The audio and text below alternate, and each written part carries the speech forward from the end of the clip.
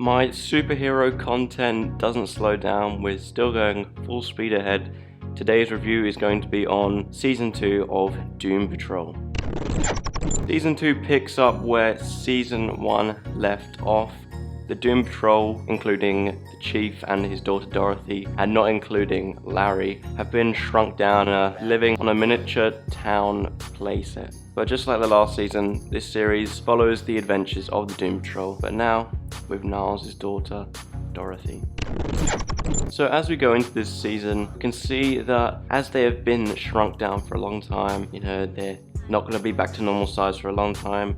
They have time to work on themselves. Many of them mastered their powers or have more control of it. Not just their powers, but themselves, their emotional state. They all suffer from traumatic experiences. It puts our characters in a scenario where they're separated a lot of the time, so get to focus on them individually more and see how they struggle with what is haunting them. I like that each individual character had their own motive, so they were all separate. They weren't really together as a team for the whole season. They all did their own individual things. That helped them grow as a character, help you understand them better. Since season 1, I've always been a big fan of the character Larry, or Negative Man. I'd say he's probably my favorite in the whole series. Just like many of them, it's a very tragic story, but I feel like he is one of the main focuses. It constantly shows him and what he struggles with and his flashbacks. And just the whole time you can really tell the character feels destroyed without actually having to see the expressions on his face. A bit like Cliff, to be honest. Now, I haven't seen her in anything, and it actually surprised me. I'm pretty sure she's older than me, but the person that played the character Dorothy, Abigail Shapiro, I hope I pronounced that right. She did a really good job. She is this young girl, but then she isn't, because she's been alive for over 100 years. Yeah, I hadn't heard of her before this, and I'm not sure if she had been in too much, but she did a really good job, especially for someone who isn't actually that young. I liked the inclusion of the underground. It gave us a better understanding of what Jane goes through inside her head. One of the frustrating things about season 1, it's a minor thing, but people always said how much of a bad person the Chief is, but we never actually saw anything that indicated to him being a bad person. It happens in a lot of things. I was kind of like, just stop saying it, just show it. And this season they did show it. They showed why Niles is a bad person in truth. He became unlikable to me, which I guess is what the show was aiming for. So I think now they've actually shown what bad things he has done and he does do. Makes us trust this story more and enjoy it more, I guess. Now onto the cons.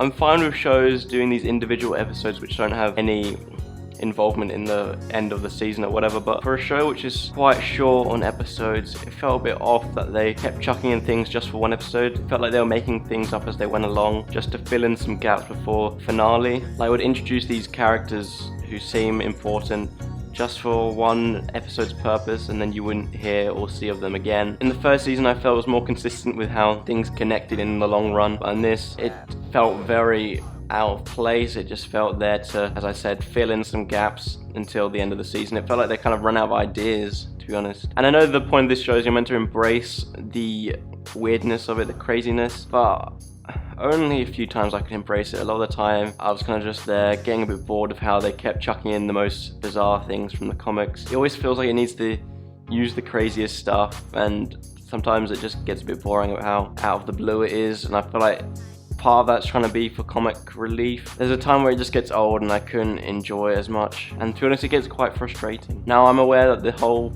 series is pretty much a character study in the superhero genre, but the genre of the show says action and adventure. Off by heart, I don't think I can recall any bit of action from this season. It severely lacked it. It felt like the characters just sat at home the whole time, or if not, they were doing their own thing, which is understandable, but for a show which is in the genre which has action in it, there really was not a lot of it here, especially compared to what season 1 had in store. And for a finale of a season, it felt extremely underwhelming, and I'm pretty sure that was because they had to cut things short. They had to cut some corners due to the COVID restrictions that were coming into place when they were filming. So I don't know if that was true, I just heard about that, but even so, you have to take it in account for what it is. But the finale was extremely underwhelming. It had this big climax, and when it actually came to it, it just felt like it was over within 10 minutes or so. And it just goes back to what I said about chucking in things just for comic relief's sake or just for one episode's sake. There was this whole thing where they went to space. That was just one episode. And it just things like that, those silly little things, they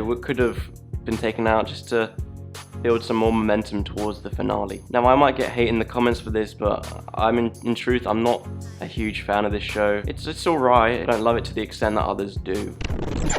I know everyone seems to love this show. It has great reviews, but I just can't connect with it as well as others do. You know, I really wish I could. I know you're meant to embrace the weirdness, but I couldn't all the time. Sometimes it felt too forced, trying to be weird. Just in general, it felt a bit messy, to be honest, especially towards the end. It's not a bad score, but I'm going to give Doom Patrol Season 2 a 7 out of 10, which I think is still a fair score. It's not a terrible score. And in terms of the whole series, I'll also give that a 7 out of 10. I'm not a huge fan of this series, especially compared to others, but a 7 isn't a bad score. And in terms of recommendation, as your average TV show goer, I should say, I probably wouldn't recommend this one, but if you are a DC fan, go ahead and watch it. Tell me what you think, because it seems like everyone who is a DC fan loves it a lot. Thank you for watching. I really appreciate if you would like and subscribe. Please let me know down in the comments what you thought of Doom Patrol Season 2. As I said, I would really appreciate if you would like and subscribe, as I have a lot of videos I'm working through this month, and it'll just keep me motivated to keep making them. But yeah, anyway, thank you for watching. I hope you enjoyed, and I hope to see you in my next video.